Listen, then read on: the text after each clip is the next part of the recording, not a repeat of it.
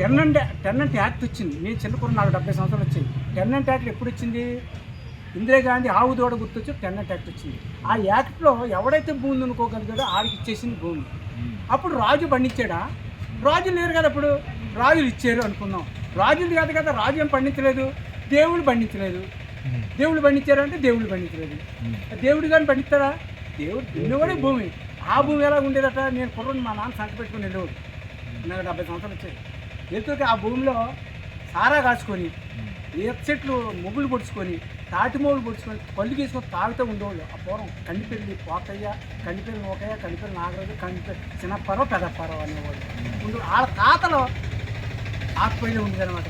వీళ్ళ పేరుని మనకు స్వతంత్రం వచ్చిన తర్వాత వాళ్ళకి రాసేది కండిపెల్లివాళ్ళకి రాసేది.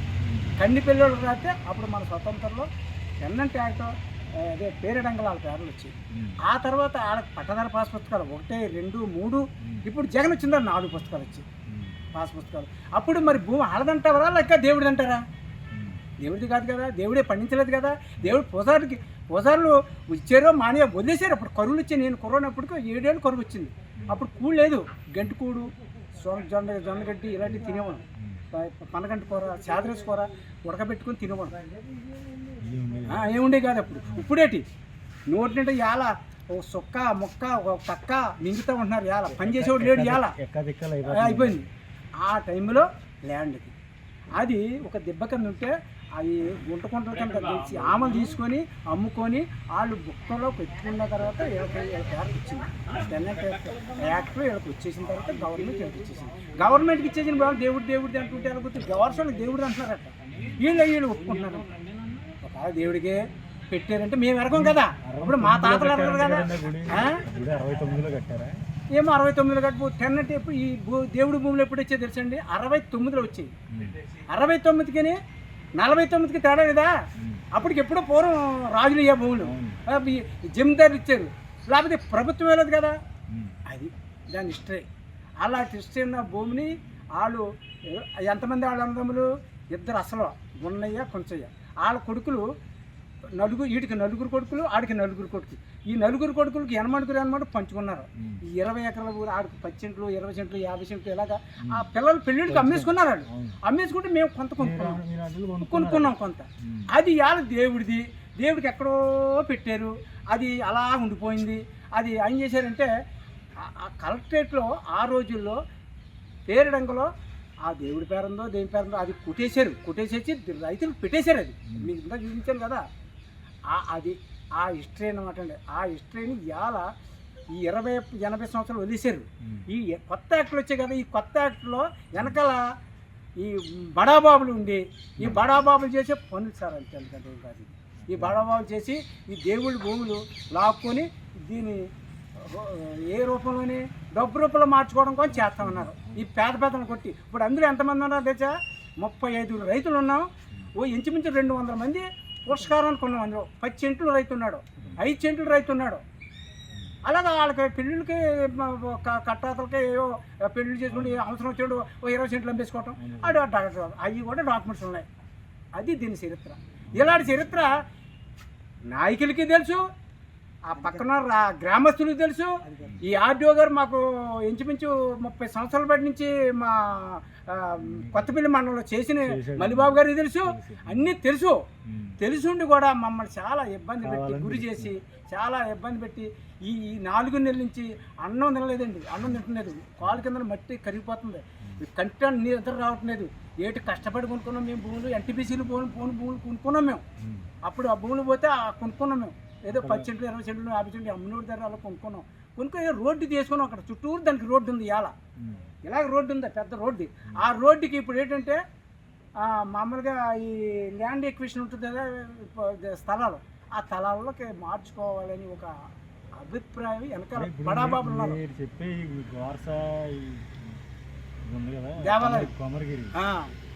ఈ భూమి అది అక్కడ జగనన్న లేవేసి పక్కనే, జగనన్న లేవేసి పక్కనే ఆయన 100 ఎకరాలు కొన్నాడు జగన్ గారు. ఆ పక్కదే ఇది. మేము అమ్మలేదు. మాకు 10 సెంట్లు 30 సెంట్లు మేము ఎలాగ అమ్ముతాం? మేము అమ్మలేదు. అది అమ్మేద్దాం అని అనుకున్నాం. ఇలాంటి గొడవలు వస్తాయి. ఏం చేశారంటే ఆ దేవుడి పేరు ఉంది, మాకు టైటిల్ మా పేరు పెట్టాలని 19 20లో 12లో వేసారు వాళ్ళు.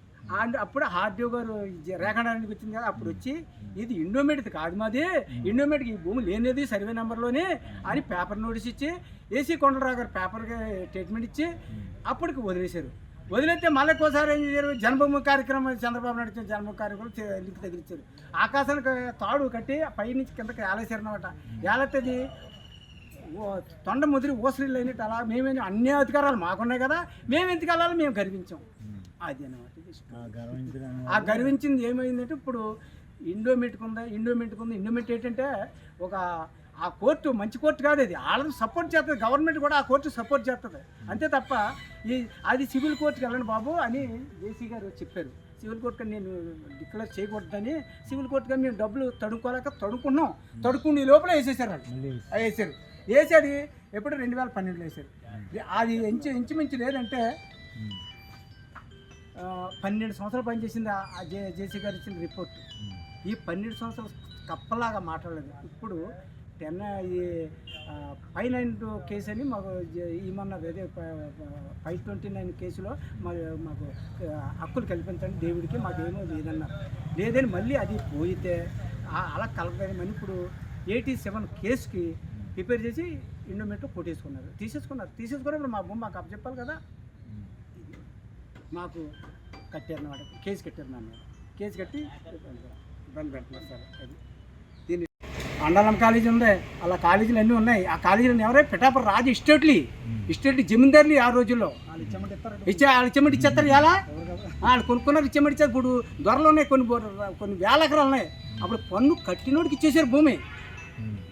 స్టేటు మహారాజులు పన్ను ఎవడైతే కట్టాడో దున్నోడికి ఇచ్చేసారు భూమి. ఉండవా దేవుడి నైవేద్యం ఎవడది? ఇప్పుడు ఏంటి గ్రామస్తులంతా పనిచేసుకోవడం, గ్రామస్తులంతా కూడగొట్టుకొని వచ్చేస్తున్నారు మా మీద.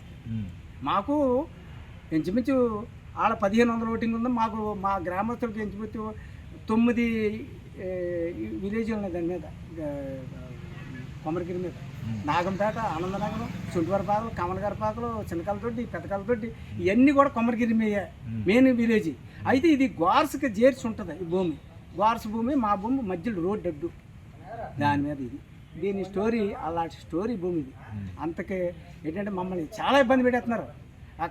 ఏంటంటే మేము చిన్న గర్భపడ్డం ఏంటంటే ఎప్పుడో ఏదో పెద్ద పని ఏదో చేసుకుంటే సరిపోదు.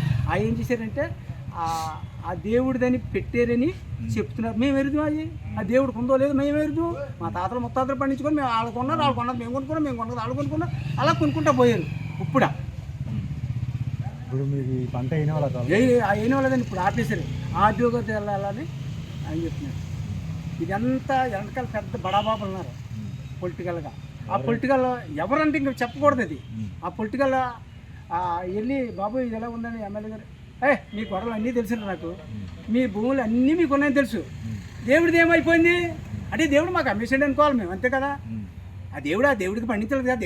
గుడికి దేవుడు మరి దేవుడు కానీ పండిస్తాడా? రైతులు పండించుకుంటారు. ఎవడైతే అందులో భూమిలో ఉన్నాడో ఆడు పండించుకుంటాడు. పక్కన పొరంబొగలు ఉంటాయి, ఆడు గుడిసి కట్టుకుంటాడు, గుడిసి పట్ట పొందేస్తాడు. ఎవరిదా భూమి?